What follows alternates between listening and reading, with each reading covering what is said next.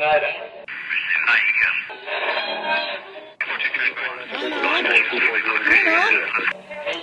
is that you? There, I think I got it.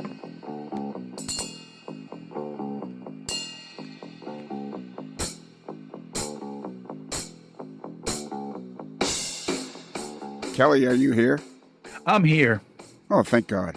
Because sometimes you're not. Well, sometimes I have commitments that I have to keep. And Well, what kind of commitments would you have that would be more important? one time it was my wedding anniversary. Well, yeah, okay. No. 20 years. You couldn't move that? You couldn't tell her you'd take her to dinner the next night? No. We had special arrangements at a Japanese restaurant at a table. We found out it's table 21. Oh, that's nice. Yeah, we had a great time. It's not easy being married. No, I guess it's like work. It's like work sometimes, but it's got the benefit. There are better benefits. Scott, we need you to move your microphone away from your mouth. Or no, we need you to move your microphone up towards your nose a little bit. Okay. There you go. Is that better? We'll find out in a minute. Okay. We don't do any technical stuff before we start recording. We do all the technical stuff on air. It gives the show a sense of authentication. Right. Yeah, you're not in the studio yet. There goes that authentication. Yeah, exactly. Yep. Honestly, this feels like it's par for the course for us. Well, yeah, Scott thinks we're still getting ready to start. He doesn't realize we've been recording for the last 3 minutes. 2 minutes and 30 seconds. So let's start out right tonight. Okay, well, I thought we did. It was you and me talking. Yeah, well, let's talk about... you getting in touch with your feelings. Oh, my God. I think we should be in touch with our feelings. What was that, Mark or Derek? I think I said we should be in touch with our feelings. Nah, and then Kelly made a good point. That we should be in touch with York, Pennsylvania. York, Pennsylvania. Yeah, that's right. York, Pennsylvania. Yeah, you should have been here when we interviewed John Szymanski. Dr. John. You know what, Scott, we got to get you to move your microphone out a little bit. Okay. There we go. Or you can stop breathing. Or you can stop breathing. One Hold of your breath for hours. Yeah. Can you hold your breath in between talking? Yeah. Maybe. So anyways, Derek, Lionel. when we were interviewing John Szymanski, we're having a good old time, chit-chatting away.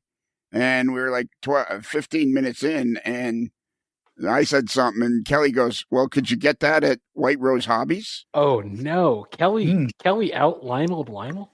No, I think he was just assisting. He learned, yeah. Okay. That's a great callback. It was awesome. Because just the way he did it, he says, well, couldn't you get that at White Rose Hobbies? And I'm like, yeah, you could. And then we remembered to plug our sponsor. Yeah. Exactly. I don't know why they would want to be our sponsor. I don't know either. Yeah, but so we had a winner. So we gotta have another contest. We'll wait. You know what? We'll wait like a month or so, and then we'll start another contest. Perfect. Because Neil Erickson was the big winner in the Lionel Sent Me contest. So the next contest we're going to have is with Mind Mount Models. And it'll be the same basic premise. Only you're going to get a free Mind Mount Models kit. Glenn's Beanery or something. Glenn's Roadside Calf or Glenn's Calf or something. It's named after his mother's. Glenn's Greasy Spoon Diner or something like that. Yeah, exactly. Something like that. Yeah. After his. Anyways, White Rose Hobbies, whiterosehobbies.com is the sponsor of this particular podcast. You can find them at whiterosehobbies.com. They're in York, Pennsylvania, if you're passing through at 4401 West Market Street in downtown York, Pennsylvania. I wish they would move to downtown York, because then we could say that. But they're apparently on the outskirts. There's York, then the outskirts of York, and then nothing but wilderness, according to those guys. Well, I think as long as we keep promoting them, eventually they'll become the economic center of York, and the city will build around them, right? Whoa. Wow. It's economic development. We're playing the long game in this podcast. Yeah, exactly. Yeah, we're playing the long game. Oh, look at that. Yeah, okay. I love that. Yeah. Start buying property around White Rose Hobbies, around the barn. It's going to be worth something someday. Somebody asked last night if they had 3-rail stuff. I don't see That was it. that was the segue, because you were talking about model railroads in Los Alamos. Yes, and John said his brother is into 3-rail. Yeah, and then I said, "Do you think White Rose White Hobbies Rose sells 3-rail trains?" That was And they pretty- do. I looked it up while we were talking. It's just that the conversation went another direction. But they had, I think I saw some Conrail, maybe SD50s in 3-rail or SD60s.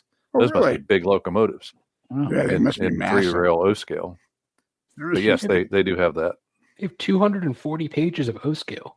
Wow. Okay, Yeah. so that's where their old gauge trains are, and their 3-rail stuff is there. Wow. And then when we were interviewing John Szymanski, we learned about the AT&SF 2926. Have you ever heard of that steam locomotive, Derek? No, I have not. The New Mexico Heritage Rail Association Alliance has restored 2926, which is a massive steam locomotive. What is it, like a 484 or something? 484. Whoa, look at this. Holy cow. That's cool to see it running. I saw it when it was sitting in the. They rolled it out for a tour. It was not operational at the time when I got to see it, so it's neat to see it actually running now. When were you well, you were in New Mexico just a little while ago, but when did you get to see it when it was just not running yet? Let's see. It was 2019. I know I got to see it once. I think it was 2019, and then there was another Heritage Rail conference that was in Santa Fe, and that was 2018. I think I saw it in 2018 and 2019. So I'm on the website, 2926.us. And when you go to the website, there's a video that starts playing, and it's a video of the 2926 doing a run by. But just behind the railroad tracks, there's a Ford Focus in the drive-thru at the Burger King. Could you just imagine being in your Ford Focus at the Burger King drive-up window and seeing a steam locomotive go around? Yeah, wow, holy mackerel! And this thing is massive. It's like big boy size. It looks like it. Yeah, those are big driver wheels. Wow. They must have been working on this thing forever. I'm not There sure are when it got way- started. It's been, well, at least 6 years, I guess, but I don't know when they actually got started on it. But it is right where they store it. I don't recognize exactly where this is filmed. This little footage going by the Burger King, but their shops are like right in the industrial section of. There's a BNSF branch line, I think, that goes down past their shops and everything. So it's kind of like right in Albuquerque. Wow. We got to talk to these guys because if you scroll down, there's a map and it says 2926 has been approved to operate along 40 miles of mainline trackage from Las Lunas to anyways, a place up the road. You can't pronounce any of those. Yeah, it's 40 miles to the north. Right Come through to the AML for your hard-hitting journalism. Yeah, exactly. It's right through the center of Albuquerque. All right, we got to get to our guest. And now that we're finished talking about whiterosehobbies.com, tell them Lionel sent you anyways, because it might still help. You never know. We're going to talk to our guest, and this is a guest, Derek. Give us a little bit of background info, because you discovered this young fella. I did, yes. So I went a couple of years ago to a train show, and I was walking through the piles of stuff for sale, and I stumbled across this table with a cool-looking guy with a bunch of custom weathered and graffitied HO scale freight cars. And I started talking to him, and it turns out he's a professional artist, he's a professor of art, and he's a model railroader, and had a great conversation, and his name was Scott Smith. And tonight we're talking to Scott Smith. You didn't suggest that you listen to the podcast, because I'm not sure if last time we had John Szymanski, who's Dr. John Szymanski, who's like, apparently him and Barack Obama were best buds. Nice. I can't believe I missed the podcast with Barack Obama's friend on it.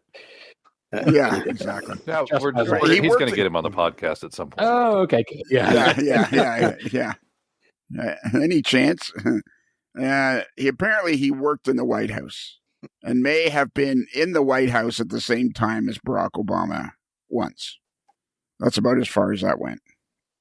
So I don't want to get anybody in trouble, which I seem to do on a regular basis. You don't want to, but you seem to do it a lot. Yeah. I don't see it as trouble, but apparently everybody else does. Look at this. Okay, so there's a series of pictures, Marcus, from them restoring the locomotive, and this series of pictures starts in 2003. Oh, wow, okay. Wow. So they've been working on this thing for about 20 years. 2007, they were only just putting the cab they were removing the cab. 2015, they're working on the boiler. Man, I can't even imagine how somebody invented steam locomotives. They're so complicated. Like there's this picture of them standing in the boiler with all these tubes. What do the tubes do? They run the hot water or something. Tubes run Flues, yeah. That's like that, yeah. Were you going to say something there? Yeah, Kelly? the tubes are the heat goes through the tubes. Oh, okay. The heat and the water surrounds the tubes. Oh, all right.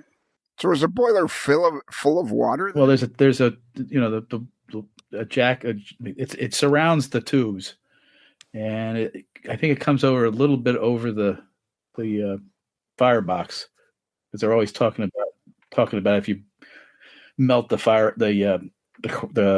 what's it called, the crown, I guess, and crown sheet. You're in deep doo-doo. I have no idea how a steam locomotive works. None whatsoever. Let's get your guest in here, and we'll see if Scott knows how a steam locomotive works. No, I don't. I don't know anything about it. Okay. Would you mind learning and finding out and getting back to us? Oh, so I finally have to research at the university? Yeah. Yeah, I guess you don't do a lot of research as an artist, do you? It depends what I'm doing. I'm a printmaker by trade, and so there's a lot of research that goes on with that, depending on what I'm working on. Most of the work that I do of my own, that it's not an issue. But if I work with another artist in a collaboration, then I have to. But usually it's their stuff I have to research. But so how do artists collaborate? Do they just walk up to each other and go, "Hey, you want to collaborate?" Well, with the way that I do it, it's based on my expertise. And so an artist wants to make an edition of prints, then they come to me and I do all the technical work. They make the artwork on the plates or the blocks or the screens or whatever they're going to use. And then I do all the technical part and I do all the printing. And then at the end, we have some sort of agreement on how we split the edition or how I get paid. So that's kind of how it works.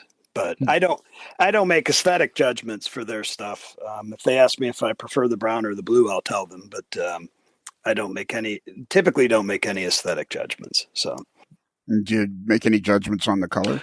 Sometimes I will, and it depends on how long I've been working with the artist. I worked for a couple of people for over 20 years, and so I'm a lot more comfortable saying no, that's really bad, and we shouldn't go that route. So, but yeah, so I've been doing that almost 40 years. Is there anywhere on the internet that people could see your artwork?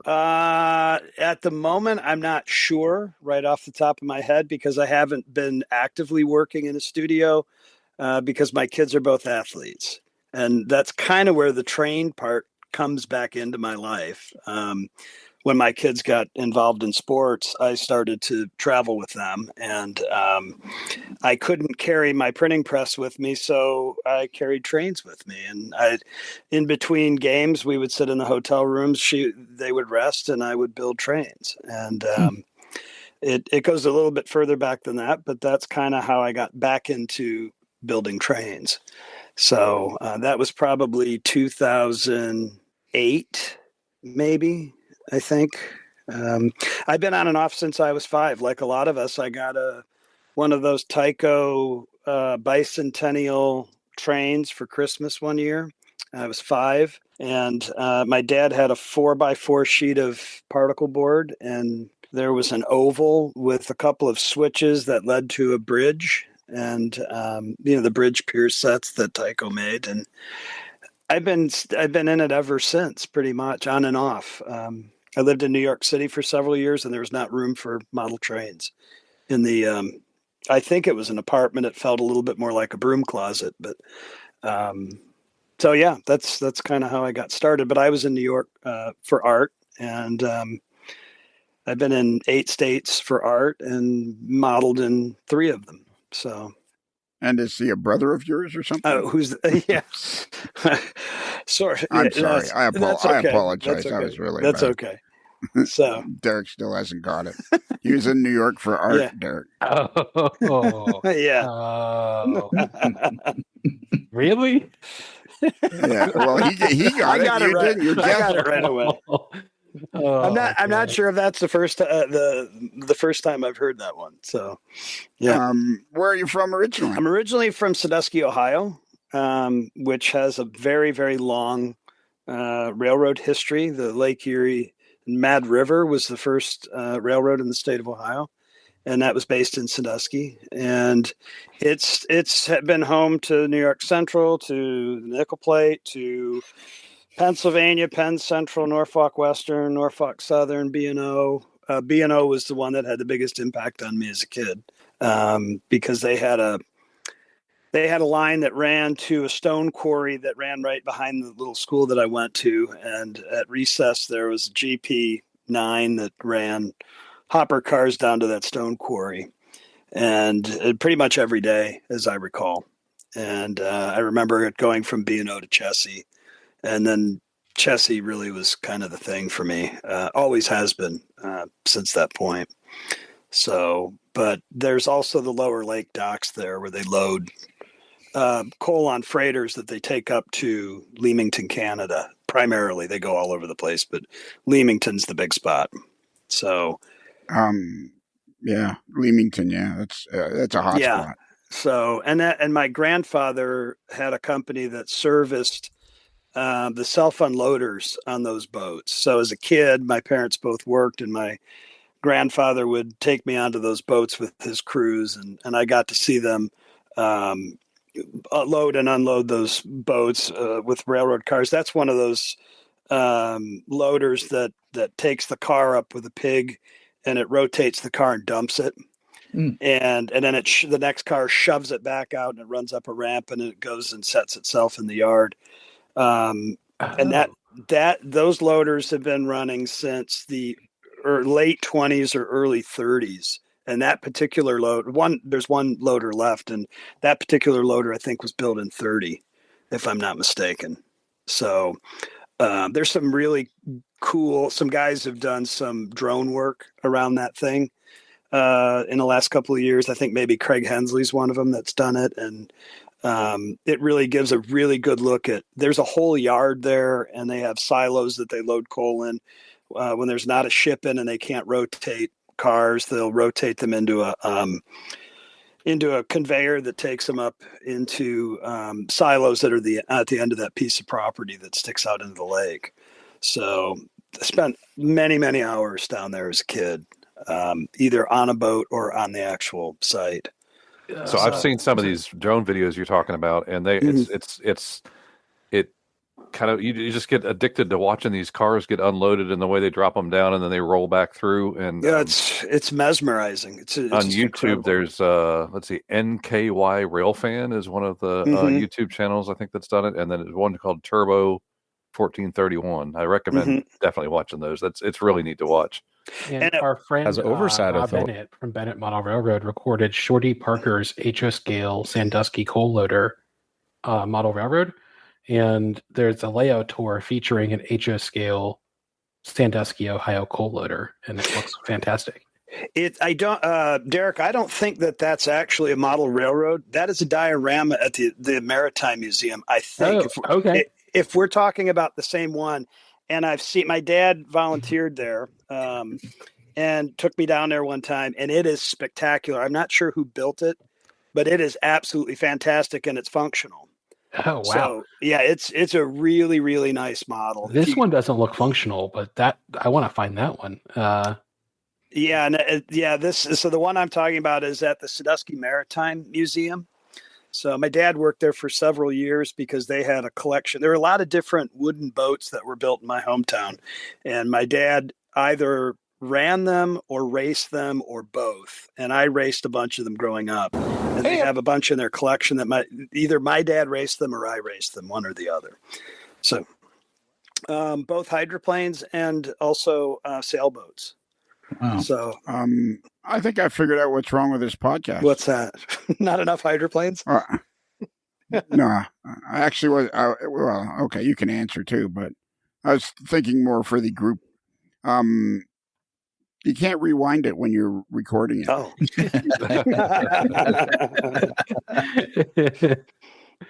Because I am like so lost at this point of all the stuff you just said in the last 10 minutes. Yeah, I'm just stuck on Sandusky, Ohio has a maritime museum. Yeah. This place looks awesome. Yeah, it's really cool. It's mostly pleasure boats. It's not dedicated necessarily to the lake freighters, but that's certainly part of it. But they've got the boats that they have are absolutely incredible. But then you raced boats? My dad raced hydroplane style racing boats, mostly small outboard types when I was before I was growing up, and then when I was growing up, and my dad trained me to race them, and my mom caught word of it, and there was a big fight, and my racing career ended. Are these the boats that go like 200 miles an hour? No. They're really scary because they're really small. Oh, look at these! Whoa. Yeah. So what we know today as bass boats, my dad and the guys that raced with him sort of developed those boats. And the class it's had a number of different names, but the most common one is Mod VP or Grand National. And those were the boats that they raced. So had I raced them, I told my wife, we were just at a race a couple of weeks ago, and I told my wife if my mother had let me continue racing, she and I would have never known each other. So because I saw so many people lose their lives when I was a kid, and it just seemed like a regular thing, and we didn't think much about it. It's pretty scary now when I think about it as an adult, but as a kid, you don't get it. So in layman's terms, this is kind of like a kayak with a souped-up motor on the back. Yeah. Well, even big-time drag boat racing right now, if you took the canopy and the motor out, two guys can pick that up and turn that boat over. Wow. I've seen them do it in the pits, and that boat has 8,000 horsepower.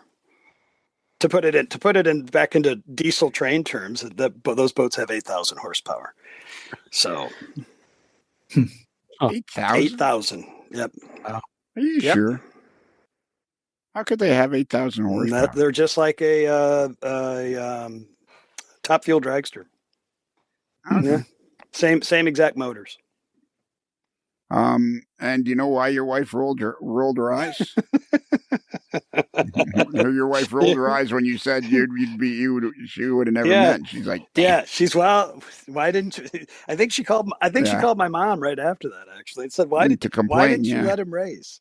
So yeah, exactly. They're crazy though. They're totally insane. So it's speed, right? Mm-hmm. I was a racer, and I still am at heart, and it's all about the speed. Yes, it is, and that's why when famous people are killed, it's always shocking to me the people that are stunned. I said, these guys drive 200 miles an hour for a living, and when you run into something at that speed, really horrible things tend to happen. So, it's like stepping out in front of a train, essentially. So, yeah, there's not much chance you're going to survive that. Although my wife's grandmother got hit by a train and lived to tell about it. Yeah. She's probably the head of a very short list of people. Yeah. I think it was only moving like at 5 miles an hour, but still. Yeah. Still, she has the opportunity to say she got hit by a train. Not a lot of people that can say that. So, I'm looking at this NKY rail fan, and I'm looking at the video of the dumpster working. Holy mackerel! It's mesmerizing to watch it. And when I was really young, they were running 2-bay hoppers up that, like 34-foot hoppers, and now they're running these big 100-ton hoppers up those things, and they really have never changed anything. There's a set of bars that comes down, holds the car in place, and then they just dump right through it. Yeah. Then they show the conveyor that sends it out to the boat, and it's probably running full time as that's all going on. And there's a guy that sits in a little like chicken coop thing, and he piles it. He runs that thing back and forth, essentially like a crane, and he makes very clean and very neat piles inside of those hoppers that they put them into in those boats. So, and the spray that you see, they're just spraying down for dust. But as a kid, that probably started happening in the early part of the 80s as an EPA thing. But if you sat on a boat long enough around that thing, the whole boat would be covered with dust when I was a little kid. So the video I'm looking at is only 7 months old, and they're loading a lake freighter. And I'm just wondering, in today's world, in modern, in 2025, I wonder where our lake freighter full of coal goes these days. Probably still, I would guess still to Leamington, because that was the major destination when I was, at least when I was in high school, because we'd run those with those boats. I would go out to Pelee Island every once in a while as a kid, and we would water ski to Leamington, take turns, 4 or 5 of us would be on a boat. We'd water ski out to Leamington and then back. But I've never actually been on land in Leamington. So and this is metallurgical coal, right? For steel making, not for like energy production, right? I'm trying to remember where it comes from, so it's hard for me to tell you the answer to that anymore. Yeah, I more than likely, yes, is the answer to that. Because most of what is transported around the lakes, whether it's iron ore or coal, is all related to smelting of some variety. Okay. So yeah, those boats don't go to Cleveland though. I don't know where Cleveland gets its coal from. Probably on trains would be my guess. So, which just shows you how much I know. I didn't know that Leamington was a big steel plate producer in Canada. I don't know that it is, but they may load them back onto railroad cars once they get there. But I don't know the answer to that because, like I said, I've never been on land there. We've water skied right up to Canada and then turned around and water skied straight back to Sandusky. You can water ski from Sandusky, Ohio to Ontario and back? You can. It's not that far. It's about a 40-minute run on a regular boat. Oh, okay. So this is kind of along the smuggling corridor that Lionel's going to open up. No. Well, yeah, it is, but it's farther west down the lake. Well, no, not really. We talked about using Point Pelee as the drop-off point. So yeah, he's right about that.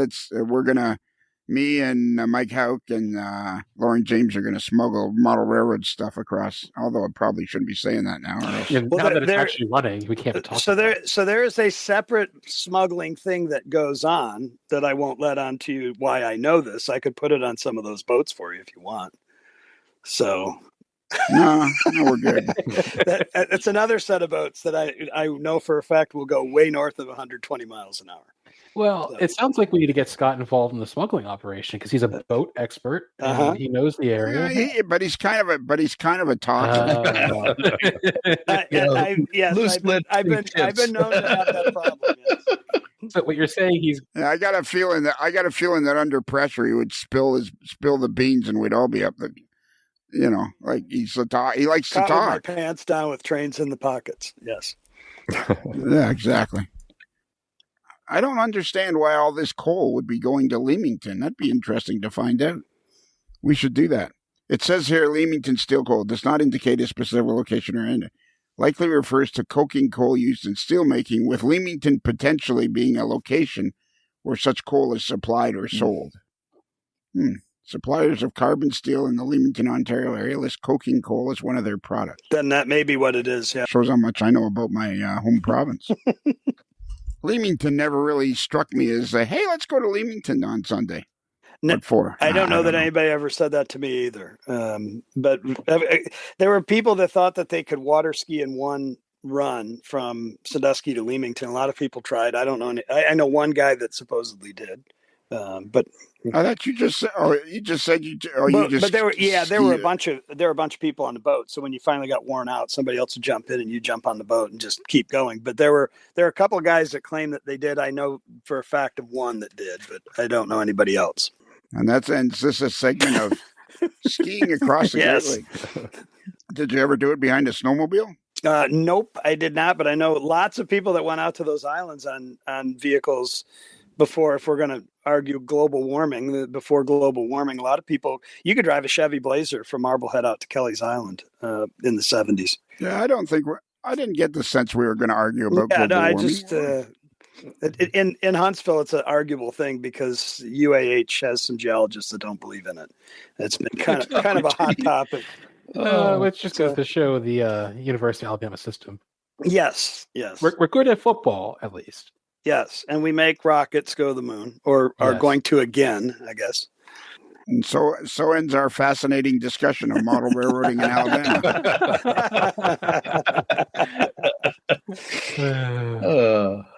So is there? So you're an artist, right?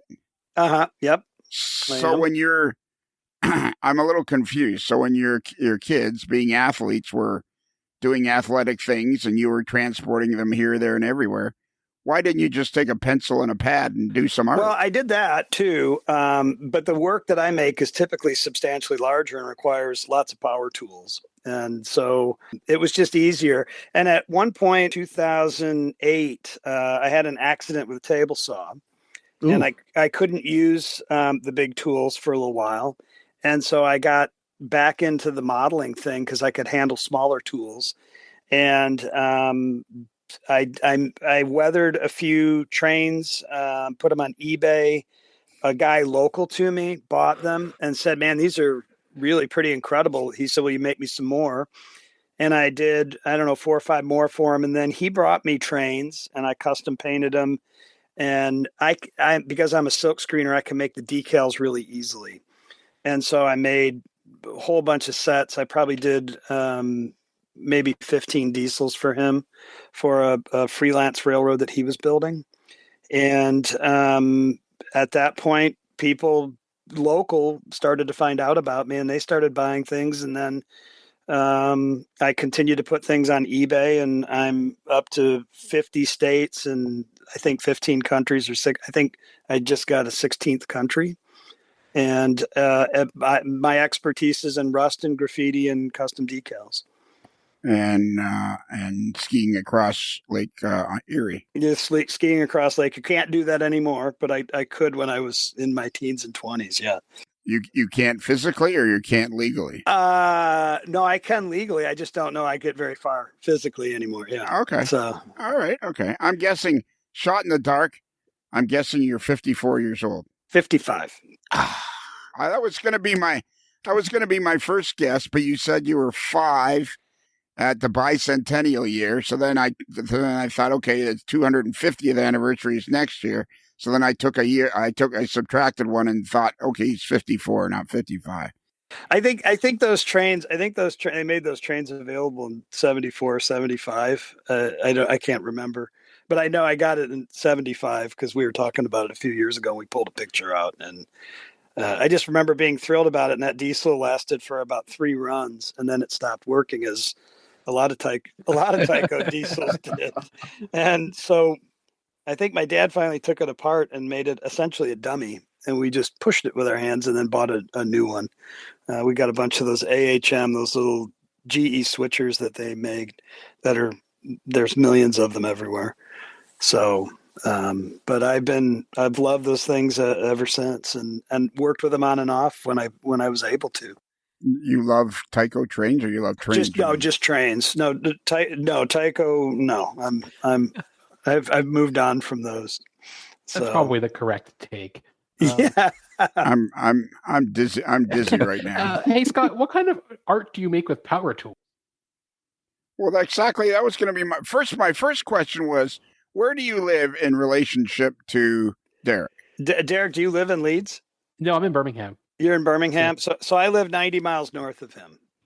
So I live in a small town right outside of Huntsville called Owens Crossroads. It's on the other side of the mountain from Huntsville. Huntsville sits kind of in a bowl. Yeah, I've been to Huntsville. And so I live just on the other side of the mountain, heading down towards Gunnersville. Yeah, and in fact, I live on the east side of Birmingham, so I can take the main sort of street as I leave my neighborhood, just start heading north. And that, if you just drive up through Arab, you end up into Huntsville. I end up basically right in your neck of the woods there on the east side of Huntsville. So you take 231 up. 231, yep. Yeah. Right. Mm-hmm. Yeah. I live right off of 431. So I'm nice. Kind of parallel to you. So if you went up through Gadsden, 459 to 59 up through Gadsden, and then to 431. Yeah. Oh, nice. So my daughter used to play soccer in Sickard Hollow. Okay. Yeah. Yeah. Very good. So, yep, she trained there. Don't worry, he'll never visit you. He'll just drive right on by. we have one of our co-hosts here is in Chattanooga, and I drive through Chattanooga often without stopping to see him, and it's become a joke here. So yes. I'm sorry that I didn't know that because my daughter played in Chattanooga a couple weeks ago. Yeah, if you ever want to if you ever want to go to an operating session, we know a guy. Oh, that would be fantastic. I like Chattanooga. Now, have you ever thought of taking 31 through Garden City? Are you asking me or are you asking Derek? Either one of you. Have either one of you taken 31 through Garden City? I think I've done that once, either in beach traffic or in an accident on 65. But that's the only reason I can think of that I would have done that. What about 69 through Wilburn? I'm trying to think where 69 is. Yeah. I don't actually care, but you guys were yammering on about highways. And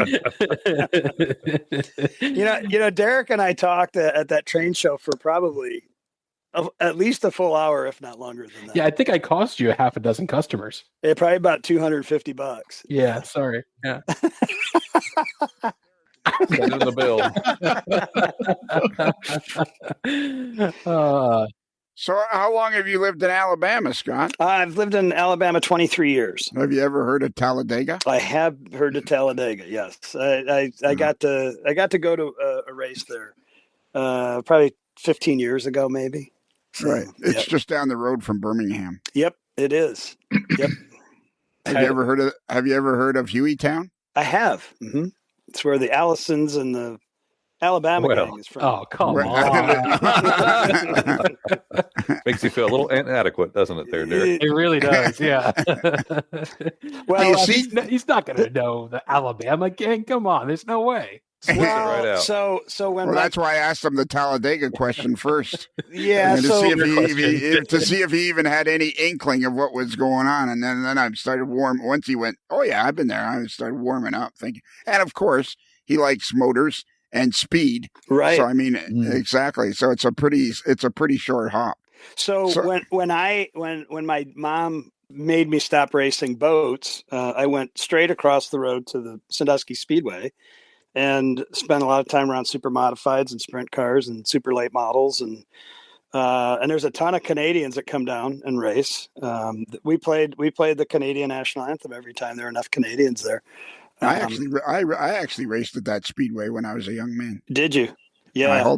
We hauled our car down there. We would do a weekend where you'd race at a couple of tracks, and that'd be one of the tracks we'd hit occasionally. Yeah. Probably I went there 3 or 4 times in my life. Did you race Lorraine too? I did. Uh-huh. Once or twice, not many times, but once or twice. What kind of car? It was a stock car. It was it was like the second. Well, no, I did late models for a couple of years too. Mm-hmm. So it was a late model stock car. Yeah, when I first started going, they were running late models and semi-late models, and then they started racing super late models, and we started getting a lot of the NASCAR guys came through there, and some of the guys that were from Michigan, the Keselowskis were there all the time. Exactly. Yeah. So you know who the Keselowskis are, right, Derek? No. They do commercials on TV, Derek. Yeah, exactly. Yeah, there you go. Yeah. Well, Scott will be interested, Marcus, in 7 or 8 years when I win the Daytona 500. That's right. Because Marcus' nephew races Legends cars around the Charlotte area. Oh, okay. And he's quite good at it. And the podcast sponsors him, along with Lister Properties. We sponsor his nephew. And I've come up with this very excellent, mischievous plan that his nephew is eventually going to end up as a NASCAR driver. And after he's had a couple of seasons in, I'm going to sneak into his car when I'm going to basically steal his car at the Daytona 500, which I'm guessing I'll be about 80 years old by then. And it's going to be the feel-good story of the century. 80-year-old man makes last lap pass to win the Daytona 500. And you'll probably exceed Red Farmer in terms of age, because I think he was the oldest man ever to start a NASCAR race. Exactly. Derek, he knows Red Farmer. He knows what he's doing. Part of the Alabama gang. Part of the Alabama gang from Hueytown. Yeah, from Hueytown. I think I'm getting replaced, guys. Yeah, really. So what kind of artwork do you do? So wait a minute. Another question first. Okay. Is any of your stuff on eBay right now? Any of my trains? Yeah. Yeah. No. Yeah. Uh-huh. Yeah. Your train. Yeah. Okay. The trains are. Yeah. What do we look at? What do we look under on eBay? Smith Print 70. Smith Print 70. Mm-hmm. Wow. Do you have anything on YouTube? I don't. I'm actually going to start. If I can find time, I'm going to start making some videos. I think probably all of them have been covered at this point. But when it comes to doing the weathering, I have pretty strong feelings about. What was your name on eBay again? Sorry to interrupt. Smith Print 70. Okay, go ahead. All right, go back to your story. I'm not big on airbrush. I don't airbrush myself because I think it flattens out the weathering. And there's guys that are really good at it that I think do a really good job. But for me, it flattens it out. When you get up next to railroad cars, rust is not flat. It has a very heavy texture to it. So I like to use makeup sponges and dab them in the paint and dab the excess off and work with that primarily. I use a lot of modelers don't like to use rattle can spray paint, but I think it's the best because it has the greatest lack of control. I watch these guys that are really good with airbrush, and I think they have way too much control. And again, it's far more random than that. I've spent an enormous amount of time looking at railroad cars up close and the rust patterns and specific railroads, because of the way they're painted, they have very specific rust patterns off it. And then I take probably close to 1,000 photos a week of graffiti. A thousand photos a week. Mm-hmm. Yeah. How do you take 1,000 photos? That's like 150 a day. Yeah, and on good weeks. So the Norfolk Southern line runs right through the middle of campus, and so I can run up about it's just a couple. The tracks are just a couple 100 yards from my building, and they go up through a cut on Chapman Mountain, and then when I drive home, I drive out 72, and the tracks run parallel to the road out there, and I have several different places that I photograph out there. Last couple of weeks have been kind of thin because they've been replacing ties, but I can usually run in about 1,000. Depend if I'm going to my kids' stuff. My daughter's soccer matches in Atlanta, but right up to the CSX track, so I'll get 2 or 3 trains in a single soccer match. Plus, the Metro goes right over the top of their stadium, so if you miss a shot really well, you could hit the side of a Metro train. I don't think Kelly has taken 1,000 photos in his life. I know I haven't. That's crazy. Yeah, that's for sure. Yeah. That is a lot, though. How do you organize all those photos? Like, what do you do with them? Yeah, that would be my next question. How do you keep all that organized? I put it into the people that I work with will tell you that my desktop is a disaster. A lot of them end up directly on the desktop, and typically what I'll do is I'll use them once or twice.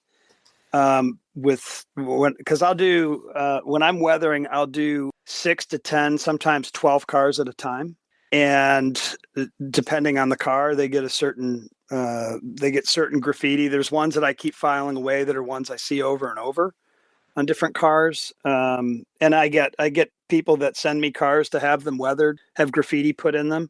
So I'll pull up a video or pull up photographs, just work directly from them.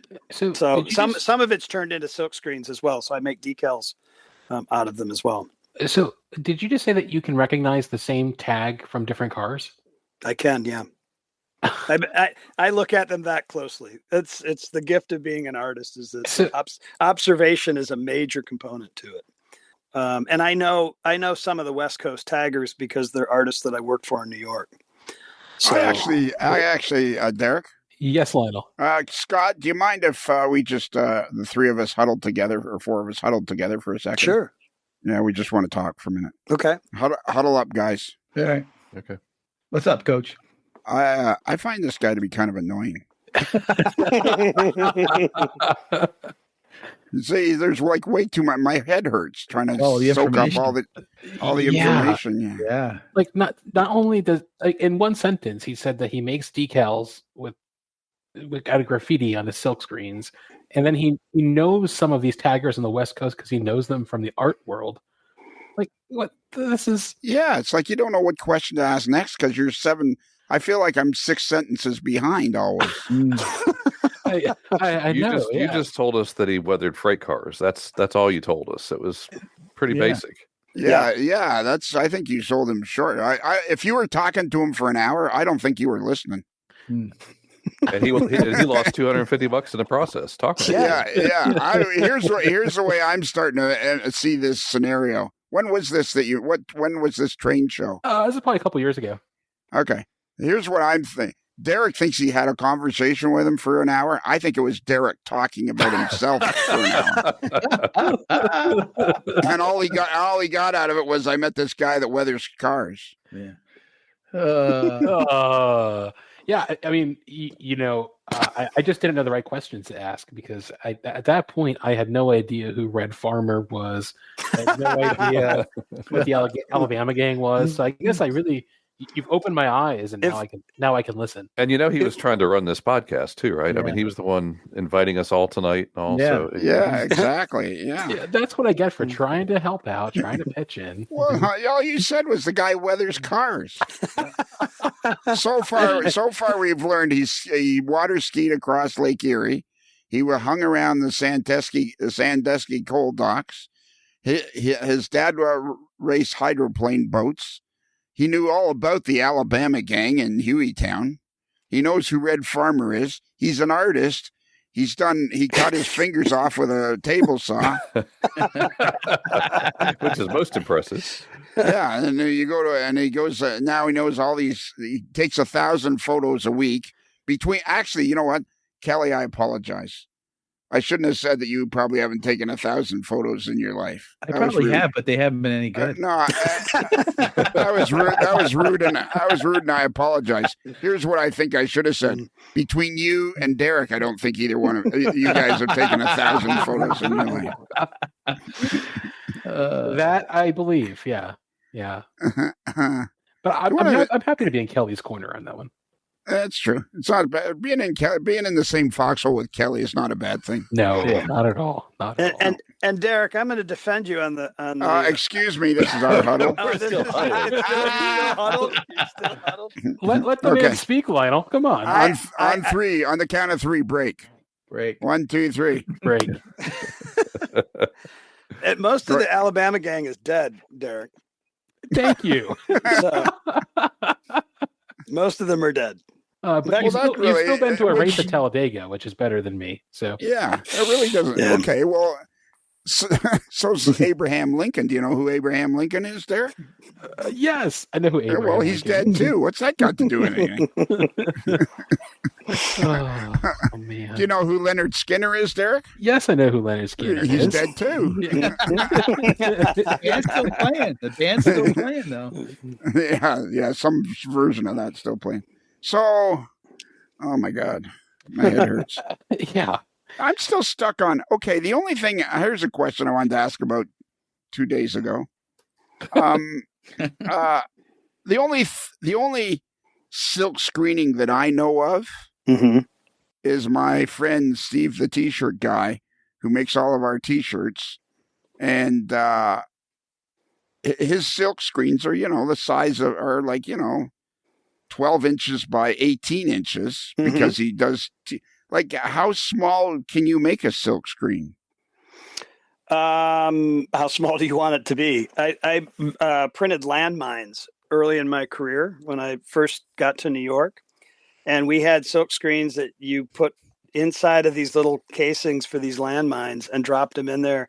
And the squeegee was about maybe 3 times the width of a toothpick. Wait, Wow. I don't understand anything you just said. You No, me neither. Me neither. Like, what do you mean you So- made silk screens for landmines? So the way landmines, and listen, I don't know anything about landmines except that we were given these parts and we had to silk screen them. And there are instructions where the wires go through them. And I'm assuming it's some sort of firewall. And those instructions had to be printed inside these little casing holes. And so we had screens that were roughly the size, about the size of an old matchbook that we dropped inside of these casings. But you can silk screen almost anything, and I've silk screened almost everything that you can do. So when you're making decals for an HO scale locomotive or decals, depending on where you're from, how big is the silk screen when you're making these decals for an HO scale locomotive? How big is the actual silk screen itself that I'm using? Yeah, like, because the only experience I have is Steve the T-shirt guy with these 12 by 18 silk screens. Yeah, and so mine are 10 by 10, and I mean, depending if occasionally I'll get somebody that wants essentially the decals to do maybe a car and a diesel. I have ones that are 10 by 25 or 26, and I can put the whole thing on there. The problem is the decal sheets typically are like 9. I don't even know what they are right off the top of my head, like 5 by 9 or 5 by 10, something like that.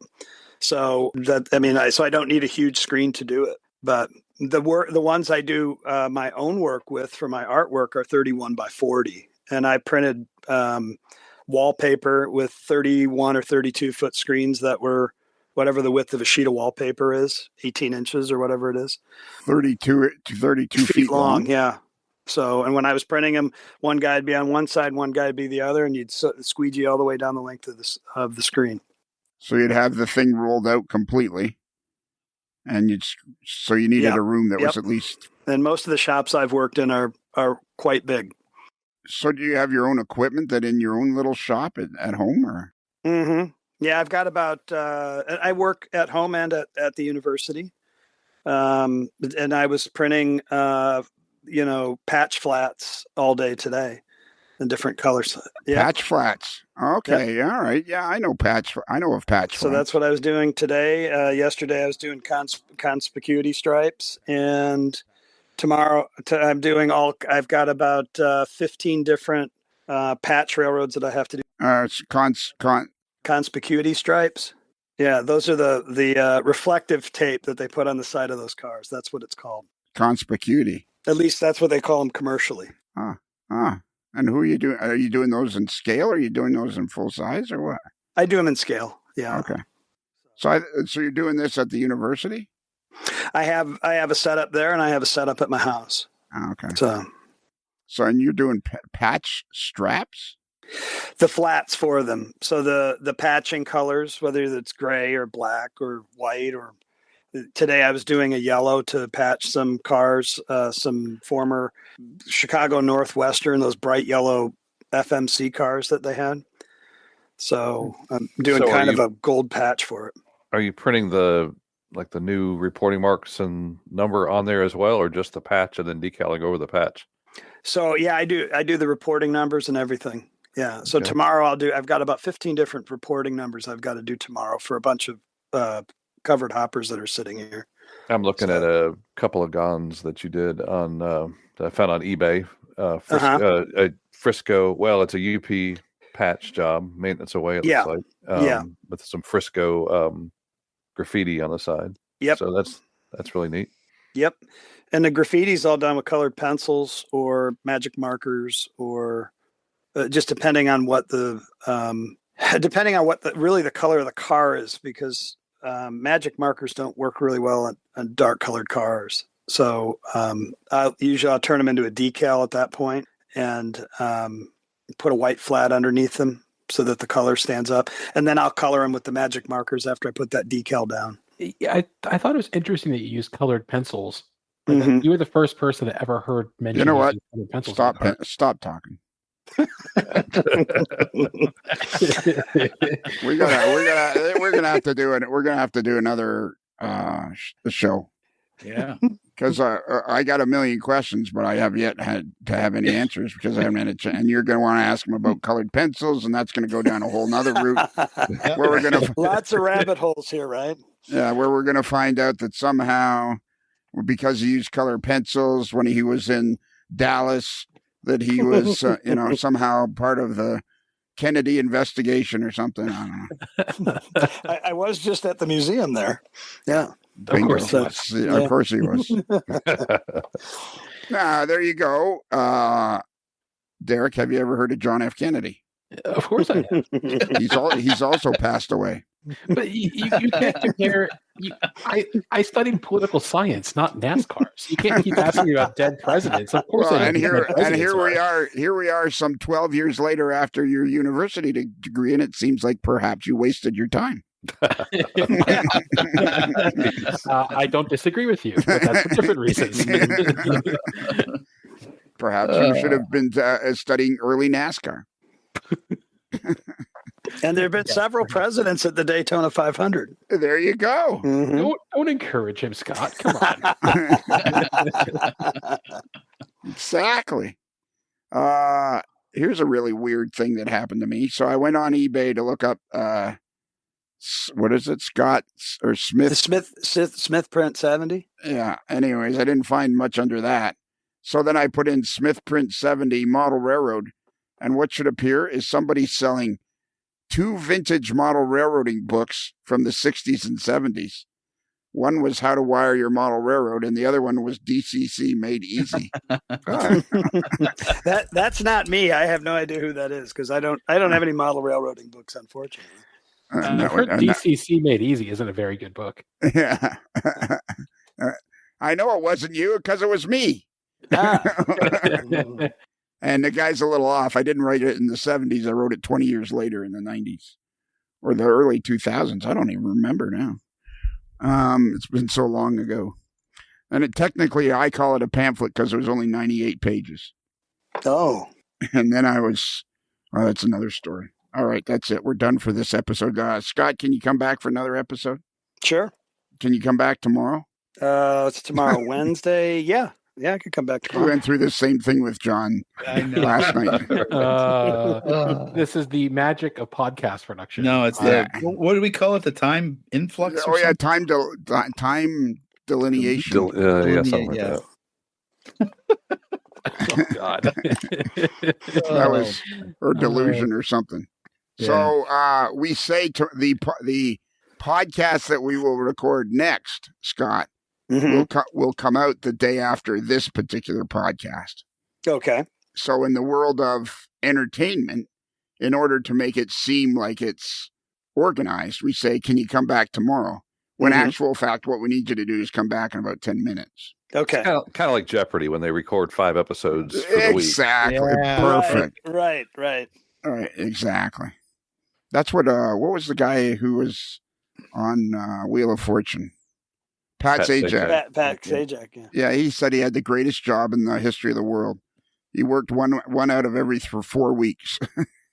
Yeah. All right. So, Scott, can you come back tomorrow? I can. Perfect. Kelly, can you give out our email address? Yeah, our email address is modelerslife@gmail.com. That's modeler, 1 L like silkscreen, not 2 L's like cold loaders.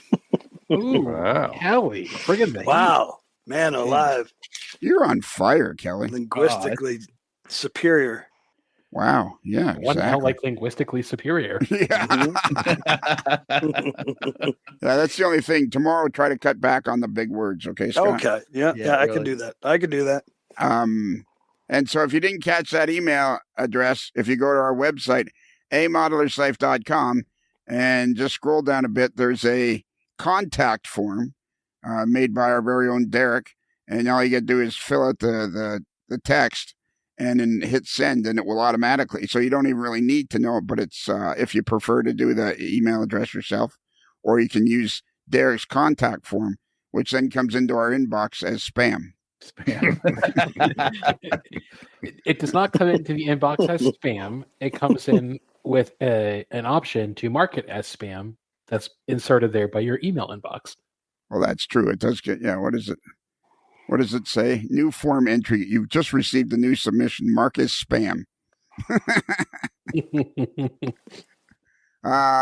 And then if you really enjoyed this particular podcast and you'd like twice as much podcasting a week, you can join our Patreon channel, which is for just a few cents a day, and you'll get a podcast on Monday and one on Tuesday. But sometimes it might be late on Tuesday, but you'll get it on Tuesday or early Wednesday morning. But we have a good reason for that. And then if you decide to join Patreon and you move up to the new to the T-shirt level, not new, but we just had a new person sign up to the $10 level today. Oh, that's awesome. Yeah, Cool. It's pretty exciting. Let me see if I can see his name. His name is, it's here somewhere. Oh well, never mind. That would be a great way to reward people who sign up by announcing their names on the podcast. Like, like during like a NPR does like their fund drives, and if you call in and donate, they say your name on the air. Yeah. Well, this fella's name is Chase O'Brien. Nice. Thanks, Chase. Chase? I know Chase O'Brien. Hello, Chase. There you go. Wow. Yeah. He lives here about an hour from me. He lives here about an hour from you? Well, he lives in North Carolina here, about an hour from me. He's another one of the Clinchfield folks. He's an N-scale modeler building a Clinchfield layout. Oh, And in fact, he first got his first train running all the way across the railroad yesterday or the day before. As we How big is his layout? His is I can't tell you exactly the size of it off the top, but he's built it in a basement and garage, and he has, I think it's triple deck. I've been there one time, and he has aspirations to double what he has, which is already, in my mind, huge. So he's modeling a good portion of the Clinchfield Railroad. Wow, that'd be cool. Wow, that's cool. We could talk to him. Yeah. So I lied. I actually had that How to Model the Clinchfield Model Railroader book. I did have that. I wonder if he started with that. Yeah, I don't know. But we're That not talking. was an N scale. We're not talking to you now, Scott. Oh, okay. The Clinchfield has a big following, and there's a bunch of Clinchfield modelers out there.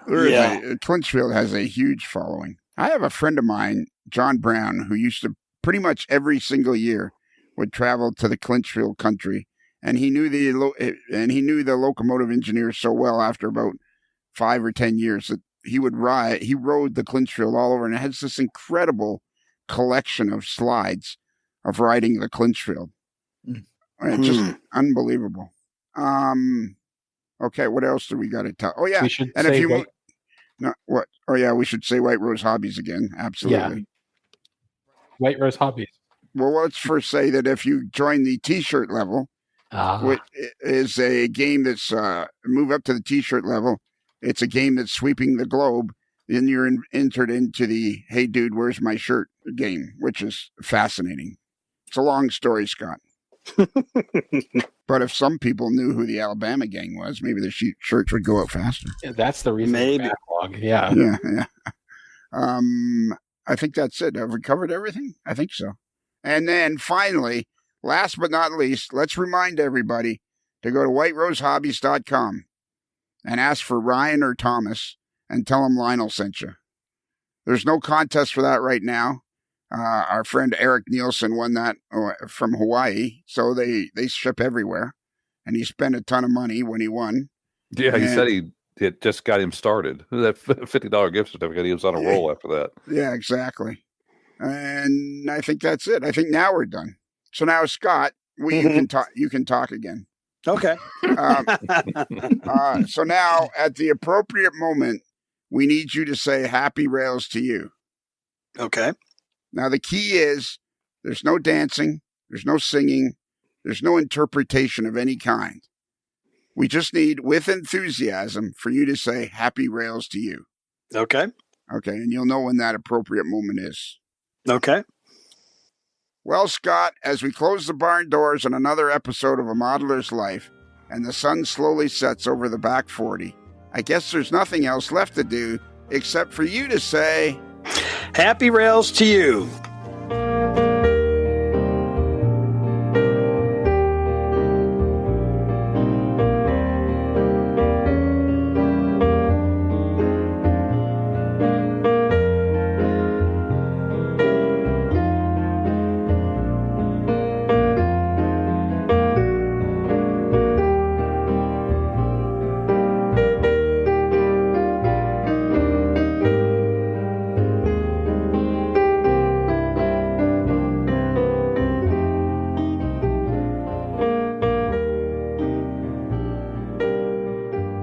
While in Busted Knuckle, guests of A Modeler's Life podcast stay at the Casa del Sol Motor Court and Inn, where late-night dancing at the Rumba Room is a magical event to be experienced.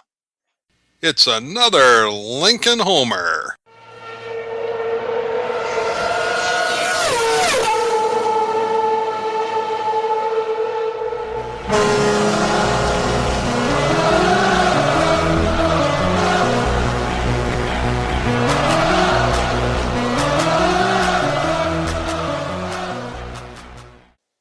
wow, that was an enthusiastic one. That was enthusiasm.